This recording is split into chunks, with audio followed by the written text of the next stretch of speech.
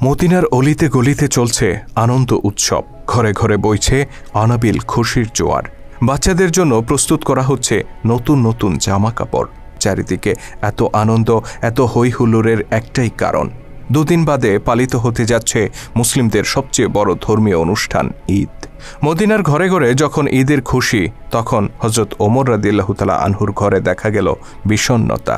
তার ঘরে না ছিল বাড়তি কোনো উৎসব আয়োজন, না ছিল নতুন জামা তৈরির হিড়িক।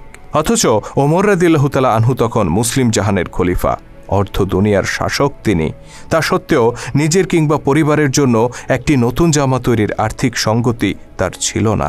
এই যখন অবস্থা, তখন খলিফা ওমর রাদিয়াল্লাহু তাআলা আনহুর স্ত্রী উম্মে কুলসুম রাদিয়াল্লাহু তাআলা আনহা তাকে বললেন, আমাদের জন্য নতুন কাপড় না হলেও চলবে, কিন্তু ছোট্ট বাচ্চাটি নতুন কাপড়ের জন্য কান্না করছে, অন্তত তার জন্য একটি নতুন জামার ব্যবস্থা করুন। খলিফা নিজের অসহায়ত্ব প্রকাশ করে বললেন, তুমি জানো আমার নতুন কাপড় কেনার সামর্থ্য নেই, বাইতুল মাল থেকে যতটুকু ভাতা নেই তা দিয়ে কোনো রকম সংসার চলে। উম্মে কুলসুম রাদিয়াল্লাহু তাআলা আনহা তখন খলিফাকে পরের মাসের বেতন থেকে কিছু টাকা অগ্রিম নিয়ে বাচ্চাটিকে নতুন জামা কিনে দেওয়ার অনুরোধ করলেন। স্ত্রীর অনুরোধে খলিফা ওমর রাদিয়াল্লাহু তাআলা আনহু চিঠি লিখলেন রাসূল সাল্লাল্লাহু আলাইহি সাল্লামের আরেক প্রিয় সাহাবী আবু ওবায়দা রাদিয়াল্লাহু তাআলা আনহুর কাছে। আবু ওবায়দা তখন রাষ্ট্রীয় কোষাগার বাইতুল মালের দেখাশোনা করতেন। চিঠিতে খলিফা 1 মাসের অগ্রিম ভাতা চেয়ে অনুরোধ করলেন আবু ওবায়দা রাদিয়াল্লাহু তাআলা আনহুকে। সারা মুসলিম জাহানের খলিফা যিনি, অর্ধ পৃথিবীর শাসক যিনি, সেই ওমরের এমন চিঠি পেয়ে আবু ওবায়দা চোখের পানি ধরে রাখতে পারলেন না। তিনি কান্নায় ভেঙে পড়লেন। তবে তিনি নিজের এই আবেগকে নিয়ন্ত্রণ করলেন। চিঠি বাহকের হাতে অগ্রিম বেতন না দিয়ে তিনি বরং আরেকটি চিঠি ধরিয়ে দিলেন। সেই চিঠি যখন হাতে পৌঁছল, খলিফা ওমর রাদিয়াল্লাহু তাআলা আনহু তা পড়তে শুরু করলেন। আমিরুল মুমিনিন, অগ্রিম বেতন বরাদ্দের জন্য 2টি বিষয়ে আপনাকে ফয়সালা দিতে হবে।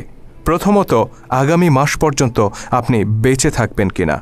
দ্বিতীয়ত, বেঁচে থাকলেও আপনি খলিফার দায়িত্বে বহাল থাকবেন কিনা।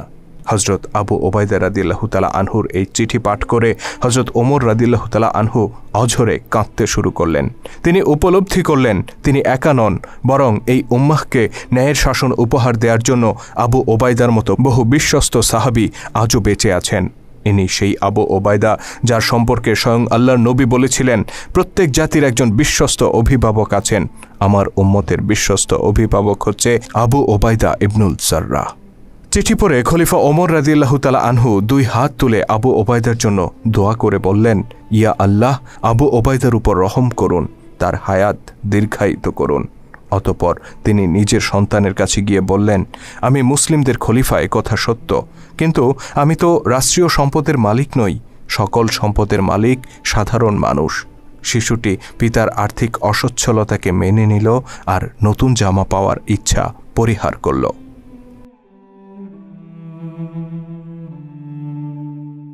খলিফা হিসেবে দায়িত্ব নেয়ার পর থেকেই হযরত ওমরের সংসারে নেমে এসেছিল অভাব অনটন।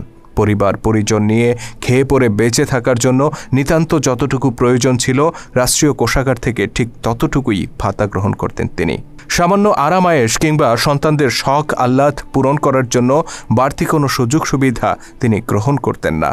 একবার হযরত আলী রাদিয়াল্লাহু তাআলা আনহু, ওসমান রাদিয়াল্লাহু তাআলা আনহু ও তালহা রাদিয়াল্লাহু তাআলা আনহু পরামর্শ করলেন যে খলিফার এই মাসোহারা যথেষ্ট নয়, তাকে বাইতুল মাল থেকে আরও কিছু অর্থ বাড়িয়ে দেওয়া উচিত। কিন্তু এই প্রস্তাব খলিফা ওমরের কাছে কে পেশ করবে? তাদের 3 জনের একজনেরও সাহস হল না। অবশেষে ওমর রাদিয়াল্লাহু তাআলা আনহুর কন্যা ও রাসূল সাল্লাল্লাহু আলাইহি সাল্লামের স্ত্রী হাফসা রাদিয়াল্লাহু তাআলা আনহার কাছে গিয়ে তারা তাকে এই প্রস্তাব উত্থাপনের অনুরোধ করেন। হাফসা রাদিয়াল্লাহু তাআলা আনহা পিতার নিকট এই প্রস্তাব তুলতেই তিনি ক্ষিপ্ত হয়ে উঠলেন। জানতে চাইলেন কারা এই প্রস্তাব দিয়েছে। আম্মা হাফসা রাদিয়াল্লাহু তাআলা আনহা কোনো উত্তর দিলেন না। খলিফা বললেন, যদি তাদের নাম জানতে পারতাম তাহলে পিটিয়ে লাল করে দিতাম।